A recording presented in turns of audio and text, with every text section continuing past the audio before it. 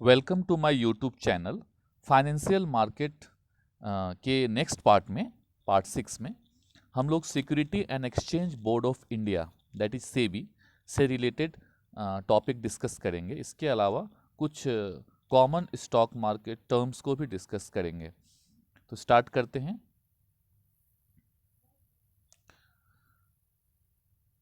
सेबी क्या है, पहले हमें ये जानना है कि security exchange board of India क्या है।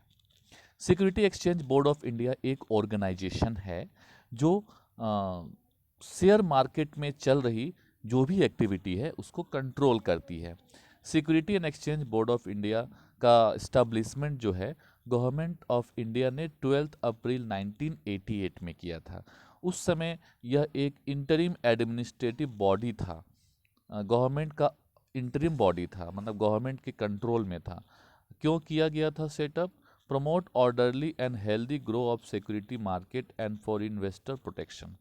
सिक्योरिटी मार्केट का सही से ग्रोथ हो सके और इन्वेस्टर का प्रोटेक्शन हो सके, इसके लिए इसका सेटअप किया गया था। It was to function under the overall administration control of ministry of finance of government of India. जब 1988 में इसका सेटअप किया गया था उस समय यह पूरी तरह से मिनिस्ट्री ऑफ फाइनेंस के अंडर में था, सेंट्रल गवर्नमेंट के। The SEBI was given a statutory status on 30 जनवरी 1992। 30 जनवरी 1992 को इसको इसको इंडिपेंडेंट कर दिया गया, इसको स्टैट्यूटरी स्टेटस दे दिया गया थ्रू एन ऑर्डिनेंस। लोकसभा में एक ऑर्डिनेंस पास करके इसको, पार्लियामेंट में एक ऑर्डिनेंस पास करके इसको स्टैट्यूटरी ऑर्गेनाइजेशन बना दिया गया। The ordinance was later replaced by a act of parliament known as the security and exchange board of India act 1992। इसी ऑर्डिनेंस को बाद में रिप्लेस कर दिया गया और एक एक्ट बनाया गया, security exchange board of India act 1992 बनाया गया। सेबी के स्टैब्लिशमेंट का रीजन क्या है, पहले ही बता दिए हैं। क्यों सेबी एस्टेब्लिश हुआ है? क्योंकि शेयर मार्केट में बहुत तरह की प्रॉब्लम होती थी। जैसे उस प्रॉब्लम के कारण दिक्कत इन्वेस्टर्स को होता था, तो इसको दूर करने के लिए इसको सेटअप किया गया। Capital market has witness ट्रेमेंडस growth during 1980s, characterized particularly by the increasing participants of the public। 1980 के बाद शेयर मार्केट में पब्लिक ने बहुत ज़्यादा पार्टिसिपेट किया। This event expanding investor population, बहुत सारे लोग शेयर मार्केट में पैसा लगाना शुरू कर दिए।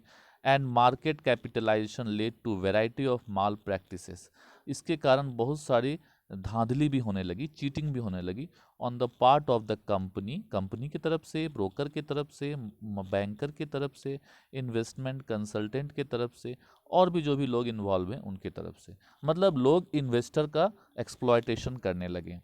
The glaring example of this malpractices, इसमें क्या क्या एग्जाम्पल है? Self style merchant banking, unofficial private placement. Private placement मतलब शेयर कुछ लोगों को ही दे दिया जाए बिना ऑफिशियल डिक्लेरेशन के। प्राइस रिगिंग, शेयर के प्राइस को झूठा या बनावटी बना करके ज़्यादा या कम दिखाया जाए। Unofficial premium of new issue, नया शेयर इशू करना, ऑफिशियल नहीं unofficially. Non adherence of provision of company act, company act के प्रोविजन को फॉलो नहीं करना। Violation of rules and regulation of stock exchange, stock exchange के रूल्स और regulation को वायोलेट करना और लिस्टिंग रिक्वायरमेंट को वायोलेट करना। डिलीवरी, शेयर के डिलीवरी में डिले करना, ये सारी प्रॉब्लम थी सेबी के आने से पहले, तो इसीलिए सेबी को लाया गया। This malpractices and unfair trading practices have eroded investor confidence, इसने इन्वेस्टर के कॉन्फिडेंस को हिला दिया। और मल्टीप्लाइड इन्वेस्टर ग्रीवांसेस, इन्वेस्टर के ग्रीवांसेस को बहुत कई गुना बढ़ा दिया। The government and the stock exchange were rather helpless, government भी हेल्पलेस थी, स्टॉक एक्सचेंज भी हेल्पलेस थी in rendering the investors problem, investor की प्रॉब्लम को सॉल्व करने के लिए। क्योंकि कोई भी एक प्रॉपर लेजिस्लेशन नहीं था, कोई एक ऑर्गेनाइजेशन नहीं था इस प्रॉब्लम को हैंडल करने के लिए। इसीलिए गवर्नमेंट ऑफ इंडिया ने डिसाइड किया कि एक रेगुलेटरी बॉडी सेटअप करेगा जिसका नाम उसने security and board exchange board of India रखा। Purpose and role of SEBI, SEBI का क्या पर्पज है? सेबी का पर्पज है, बेसिक पर्पज जो भी सेबी का है, एक ऐसा एनवायरनमेंट क्रिएट करना है जिससे एफिशिएंट मोबिलाइजेशन एलोकेशन हो सके सिक्योरिटी मार्केट में सिक्योरिटीज का। इसका और भी एम है कंपटीशन को बढ़ाना और इनोवेशन को बढ़ाना। अ, इस इसमें रूल्स एंड रेगुलेशन भी होगा, institution and their interrelationship, instrument, practices, infrastructure and policy framework, ये सारी चीज़ें करने के लिए सेबी का सेटअप किया गया। This environment aim at meeting the needs of the three group, SEBI जो भी बनाया गया है वह तीन लोगों के रिक्वायरमेंट को पूरा करने के लिए बनाया गया है। Basically constitute the market, the issue of the that is company, investor and the market intermediate. Issuer मतलब कंपनी हो गया, इन्वेस्टर मतलब हम लोग हो सकते हैं, और इंटरमीडिएट जो ब्रोकर्स और जो भी अंडर राइटर्स हैं। अब कंपनी के लिए क्यों सेटअप किया गया? It aim to provide the market place in which they can confidently look forward to raising finance, एक ऐसा मार्केट प्लेस का एनवायरनमेंट क्रिएट करना जिससे कंपनी को फाइनेंस रेज करने में कोई दिक्कत नहीं हो। They need in easy, fair and efficient तरीके से वो फाइनेंस को रेज कर सके। इन्वेस्टर के लिए क्या? तो इन्वेस्टर को प्रोटेक्शन देना, उनके राइट को प्रोटेक्ट करना और उसके इंटरेस्ट को प्रोटेक्ट करना, पूरी तरह से सही तरीके से और ऑथेंटिक इन्फॉर्मेशन उन्हें देना, और जो भी इन्फॉर्मेशन है किसी चीज़ को छुपाना नहीं, पूरी तरह से डिस्क्लोज करना ऑन अ कंटिन्यूअस बेसिस। तो ये इन्वेस्टर के लिए फ़ायदे के लिए सेटअप किया गया। उसी तरह इंटरमीडिएरीज के फ़ायदे के लिए भी सेटअप किया गया। इंटरमीडिएरीज को क्या चाहिए? कंपटीशन चाहिए, प्रोफेशनलाइज्ड और एक्सपेंडिंग मार्केट चाहिए, तो वो प्रोवाइड कराया गया with adequate and efficient infrastructure. Efficient infrastructure की सुविधा दी गई so that they are able to render better services to the investor and issuer, ताकि इन्वेस्टर और इश्यूअर को बेटर सर्विस दे सके इंटरमीडिएरीज। सेबी का क्या ऑब्जेक्टिव्स है? तो ओवरऑल ऑब्जेक्टिव ऑफ सेबी क्या है? सेबी का पूरा ओवरऑल ऑब्जेक्टिव सभी को देखे तो प्रोटेक्ट करना है। किसको प्रोटेक्ट करना है? इन्वेस्टर्स के इंटरेस्ट को प्रोटेक्ट करना है। और क्या करना है? प्रमोट करना है। क्या प्रमोट करना है? Development of and regulation of security market. और भी इसको हम लोग पॉइंट्स में देख सकते हैं। एक तो शेयर मार्केट, स्टॉक एक्सचेंज को रेगुलेट करना, और सिक्योरिटी इंडस्ट्री को रेगुलेट करना to promote their orderly functioning, ताकि वो सही से नियम से फंक्शन कर सकें। राइट और इंटरेस्ट जो इन्वेस्टर है उसको प्रोटेक्ट करना, ज़्यादा करके जो इंडिविजुअल इन्वेस्टर है, और उनको गाइड करना, उनको एजुकेट करना, ये सेबी का ऑब्जेक्टिव था। To prevent trading malpractice, trading से रिलेटेड जो भी गलतियां होती थी, जो भी धांधली होती थी, और उसको बंद करना, और एक बैलेंस बना के रखना। Self regulation by the security industry and its statutory organise regulation, ऐसे नियम कानून बनाया जिससे वो सेल्फ रेगुलेशन हो सके, मतलब उनको डर रहे कि अगर हम गलत करेंगे तो हमारे अगेंस्ट में एक्शन लिया जाएगा। To regulate and develop a code of conduct, सभी के लिए कोड ऑफ कंडक्ट बनाना, ताकि सिक्योरिटी मार्केट में फेयर प्रैक्टिसेस हो सके, इंटरमीडिएरीज के लिए, ब्रोकर्स के लिए, मर्चेंट के लिए, with a view to making their competitiveness and professionals, ताकि वो एक कॉम्पिटिटिव तरीके से काम कर सके, प्रोफेशनल तरीके से काम कर सके। इसके लिए उनको कंट्रोल करने के लिए कोड ऑफ कंडक्ट बनाया गया।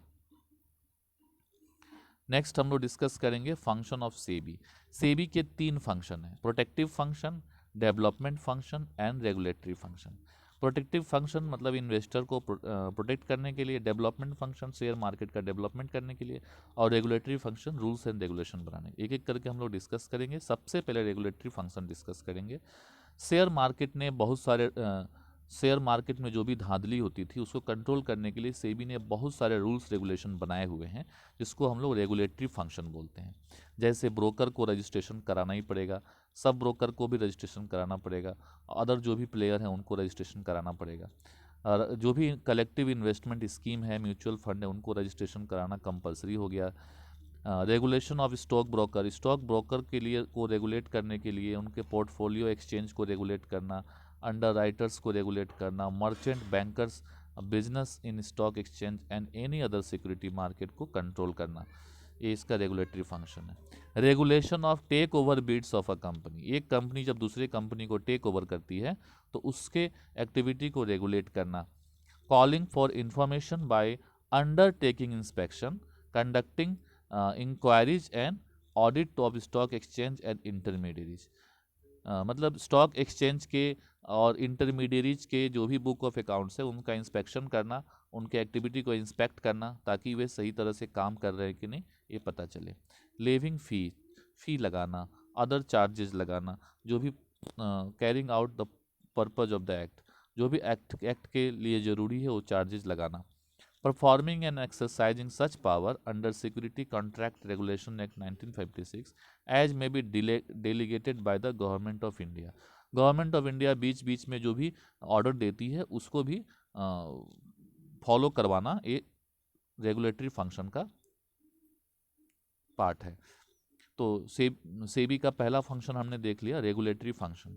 दूसरा फंक्शन सेबी का जो है डेवलपमेंट फंक्शन, शेयर मार्केट को डेवलप करना। तो इसके लिए क्या करना पड़ेगा, जो भी इंटरमीडियरीज है उनको ट्रेनिंग देना पड़ेगा कि कैसे शेयर मार्केट में काम किया जाए ताकि शेयर मार्केट का डेवलपमेंट हो सके। शेयर मार्केट में रिसर्च करना, फाइनेंशियल रिसर्च करना और उसको पब्लिश करना ताकि जो भी लोग शेयर मार्केट के बारे में जानना चाहते हैं उनको सही इन्फॉर्मेशन मिल सके। मेजर्स लेना डेवलप करने के लिए कैपिटल मार्केट को bye adopting a flexible approach, एक फ्लेक्सिबल अप्रोच अडॉप्ट करके शेयर मार्केट को कंट्रोल करना, को डेवलप करने के लिए एक्शन लेना, यह डेवलपमेंट फंक्शन है। अब हम लोग डिस्कस करेंगे प्रोटेक्टिव फंक्शन। प्रोटेक्टिव फंक्शन क्या होता है? इन्वेस्टर्स जो पैसा लगाते हैं बिजनेस में उनको प्रोटेक्ट करना ही प्रोटेक्टिव फंक्शन है। तो इन्वेस्टर के साथ फ्रॉड होता है। क्या फ्रॉड होता है? जैसे उनके साथ अनफेयर ट्रेड प्रैक्टिसेस होता है, मिसलीडिंग स्टेटमेंट उनको दी जाती है कि हाँ आप इसमें पैसा लगाइए, आपका पैसा बढ़ जाएगा, कई गुना हो जाएगा, इस तरह की statement, manipulation. Price rigging, price को बढ़ा करके या घटा करके दिखाना। जैसे कोई शेयर का प्राइस बढ़ नहीं रहा है लेकिन उसको इस तरह करना कि उसके प्राइस बढ़ने लगे जिससे इन्वेस्टर उसमें पैसा लगाए और अचानक से उसका प्राइस फिर गिर जाए और इन्वेस्टर का पैसा डूब जाए, ये प्राइस रिगिंग है। तो ये बढ़ाना या घटाना ये प्राइस रिगिंग का पार्ट है, तो ये गलत है, तो इससे प्रोटेक्ट करना। Controlling insider trading, insider trading को कंट्रोल करना। शेयर मार्केट कंपनी के जो इनसाइडर्स होते हैं, जो कंपनी के मैनेजर डायरेक्टर होते हैं उनको इनसाइडर बोलते हैं। उनको पता होता है कि कौन सा डिसीजन से कंपनी के शेयर पे क्या प्राइस पड़ेगा, क्या इफेक्ट पड़ेगा। अगर उन्हें ये पता है कि इस डिसीजन से शेयर का प्राइस बढ़ेगा तो वो उस डिसीजन के पब्लिश होने से पहले ही बहुत सारे शेयर खरीद करके रख लेते हैं और जैसे डिसीजन होगा उस शेयर का प्राइस बढ़ेगा तब वो शेयर बेच करके पैसा कमा लेते हैं। इसको बोलते हैं इनसाइडर ट्रेडिंग। तो ये इनसाइडर ट्रेडिंग जो है वो गलत है। तो इसके अगेंस्ट में एक्शन ले लेती है सेबी और imposing penalty for such practice, ऐसे चीज़ों के लिए पेनल्टी भी लगाती है। Undertaking step for investor protection, investor के प्रोटेक्शन के लिए जितने स्टेप की जरूरत पड़ती है शेयर मार्केट सारा स्टेप लेती है। Promoting a fair practices and code of conduct in security market, security market में फेयर प्रैक्टिसेस हो सके, सही तरह से काम हो सके, कोई भी चीटिंग ना हो, इस चीज़ को ध्यान में रखते हुए कोड ऑफ कंडक्ट बनाती है। अब हम लोग कुछ common stock market terms discuss करेंगे। क्या क्या टर्म्स स्टॉक मार्केट में यूज होता है? बॉर्सेस यूज होता है, स्टॉक मार्केट के लिए ही बॉर्सेस वर्ड का यूज होता है। बुल्स एंड बियर आपको पहले ही बताया जा चुका है कि बुल्स एंड बियर यहाँ किसी एनिमल को डिनोट करने के लिए नहीं कहा जाता है। बुल जब मारता है किसी को तो ऊपर की तरफ फेंकता है, तो अगर बुल से इंडिकेट किया जा रहा है कि शेयर मार्केट ऊपर जा रहा है, और जब बियर किसी को मारता है तो उसके गड्ढे में खींच करके ले जाता है, तो ये इंडिकेट करता है कि शेयर मार्केट नीचे की तरफ जा रहा है। तो bullish phase refer to the period of optimist and a bearish phase the period of pessimist on the bourses. मतलब शेयर मार्केट में बुलिश रेफर करता है कि जो लोग ऐसा इंडिकेट जैसा सोचते हैं कि शेयर का प्राइस बढ़ेगा तो उनको बुलिश बोलते हैं, और जो ऐसा सोचते हैं कि शेयर का प्राइस घटेगा उनको बियरिश बोलते हैं। बदला किसको बोलते हैं? यह कैरी फॉरवर्ड जो सेटलमेंट है कैरी फॉरवर्ड सिस्टम जो है उस सेटलमेंट का जो सिस्टम है उसको बदला बोला जाता है। बीएससी में इसको ज़्यादा यूज किया जाता है। It is a facility that allowed the postponement of delivery और payment of transaction from one settlement period to another. एक सेटलमेंट पीरियड जो होता है जैसे T+2 है, इसको एक सेटलमेंट पीरियड से दूसरे सेटलमेंट पीरियड में पोस्टपोन करना, इसको बदला कहा जाता है। ऑड लॉट ट्रेडिंग किसको बोलते हैं? Trading in multiple of 100 stock और लेस। 100 स्टॉक के मल्टीपल में, जैसे 100, 200, 300 के मल्टीपल में ट्रेडिंग करना, या उससे कम, जैसे 50 है तो 50 के मल्टीपल में ट्रेडिंग करना, 60 के मल्टीपल में ट्रेडिंग करना, ऐसा ट्रेडिंग को ऑड लॉट ट्रेडिंग बोलते हैं। पेनी स्टॉक किसको बोलते हैं? ये छोटे स्टॉक को बोलते हैं जिनका वैल्यू बहुत कम है। ये no value on the stock exchange. Stock exchange में उसका कोई वैल्यू नहीं है। मतलब जैसे कि 2 रुपया एक शेयर का दाम है, 10 रुपया दाम है, तो ऐसे शेयर स्टॉक मार्केट को ज़्यादा इफेक्ट नहीं करते हैं। लेकिन ये ज़्यादा करके स्पेकुलेशन में कंट्रीब्यूट करते हैं। इस पे लोग पैसा लगा करके गैम्बलिंग करते हैं, स्पेकुलेशन करते हैं। और भी कुछ टर्म्स है, जैसे depository and depository participants. Depository किसको बोलते हैं और डिपोजिटरी पार्टिसिपेंट्स किसको बोलते हैं? जिस तरह बैंक में हम लोग पैसा रखते हैं, सेफ कस्टडी में रखते हैं ना पैसा बैंक में, हमारा पैसा वहाँ सेफ रहता है, उसी तरह एक डिपोजिटरी जो होता है वही बैंक की तरह होता है, जो हमारे शेयर को इलेक्ट्रॉनिक फॉर्म में हमारी तरफ से सेव करके रखता है। In the depository the security account can be open. हम लोग डिपोजिटरी में अपना सिक्योरिटी अकाउंट खोल सकते हैं। All shares can be deposited, they can withdraw sold at any time. वहाँ से अपने आप बिक्री भी हो जाएगा, अपने आप उसमें परचेज भी हो जाता है। An instruction to deliver to receive share on behalf of the investor can be given. जैसा आप इंस्ट्रक्शन देंगे आपका डिपोजिटरी वैसा ही काम करेगा। It is a technology driven electronic storage system. यह एक इलेक्ट्रॉनिक स्टोरेज सिस्टम है जो आपके डॉक्यूमेंट को स्टोर करके रखता है इलेक्ट्रॉनिक फॉर्म में। It has no paper work relating to share certificate. इसमें शेयर से रिलेटेड कोई भी पेपर वर्क नहीं होता है, ना कोई ट्रांसफ़र होता है, ना कोई फॉर्म्स होता है, etcetera. All transaction of the investor are settled with great speed. क्योंकि सब कुछ इलेक्ट्रॉनिक तरीके से होता है तो सारे ट्रांजेक्शन बहुत स्पीड के साथ होता है, एफिशिएंट तरीके से। और use of all security are entered in book entry mode. In India there are 2 depository. India में 2 डिपोजिटरी है, एक NSDL है और दूसरा CDSL है। तो NSDL national security depository limited is the first and largest depository presently operational in India. It was prompted as joint venture of IDBI, UTI and National Stock Exchange के joint venture से इसको बनाया गया है NSDL को। दूसरा है CDSL Central Depository Service Limited, second depository to commence operation and was prompted by Bombay Stock Exchange and the Bank of India। मतलब बॉम्बे स्टॉक एक्सचेंज और बैंक ऑफ इंडिया मिल करके CDSL को बनाए हैं, और IDBI, UTI और नेशनल स्टॉक एक्सचेंज NSE मिल करके NSDL को बनाए हैं। ये दोनों करते क्या हैं? हमारे शेयर सर्टिफिकेट को, हमारे म्यूचुअल फंड, हमारे डिवेंचर को इलेक्ट्रॉनिक फॉर्म में रखते हैं। इस तरह रखते हैं जैसे कि हम लोग अकाउंट में जनरल एंट्री करते हैं, उसी तरह वो हमारे इलेक्ट्रॉनिक फॉर्म में हमारे शेयर सर्टिफिकेट्स को रखते हैं।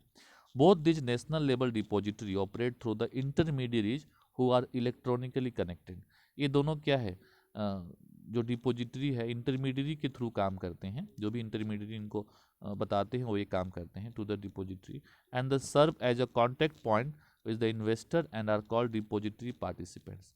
अब हम तो डायरेक्ट डिपॉजिटरी से कांटेक्ट नहीं कर सकते हैं, हम किसके थ्रू करते हैं?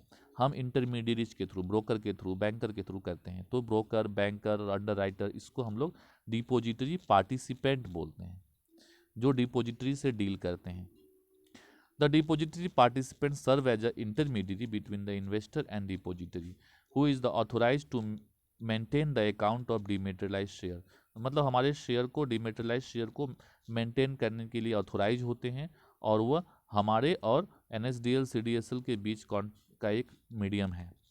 Financial institution, bank, clearing corporation, stock broker, non banking finance corporation, ये सारे जो है डिपॉजिटरी पार्टिसिपेंट है। If the investor is buying and selling the security through the broker and the bank and non banking financial corporation, it act as a DP, मतलब depository participant. The investor and the complete the formality. Next है demat account. Demat account आपको पहले ही बताया जा चुका है कि depository के पास आप अगर अकाउंट खुलवाते हैं तो उसको डीमेट अकाउंट बोलते हैं। Security exchange board of India ने इसको मैंडेटरी करके रखा हुआ है कि सारे ट्रांजैक्शन जो भी होंगे शेयर मार्केट के, वो सेटल होने चाहिए किसके थ्रू, डीमेट अकाउंट के थ्रू ही होने चाहिए। इसका मतलब डीमेट अकाउंट कंपलसरी है हर शेयर खरीदने के लिए। Holding share in demat form is very convenient, क्योंकि यह एक बैंक अकाउंट की तरह काम करता है। फिजिकल शेयर जो होता है उसको इलेक्ट्रॉनिक फॉर्म में कन्वर्ट करके रखा जाता है and can be reconverted into physical certificate. अगर ज़रूरत पड़ता है तो उसको रीमेटेरियलाइजेशन बोलते हैं। अगर फिजिकल को इलेक्ट्रॉनिक फॉर्म में कन्वर्ट करते हैं तो उसको डीमेटेरियलाइजेशन, और इलेक्ट्रॉनिक को फिजिकल फॉर्म में कन्वर्ट करते हैं उसको रीमेटेरियलाइजेशन बोलते हैं। Dematerialization enables shares to be transferred to some other account just like cash and ensures settlement of all trade through the single account in share। एक सिंगल अकाउंट के through पूरे डीमेटेरियलाइजेशन का प्रोसेस होता है।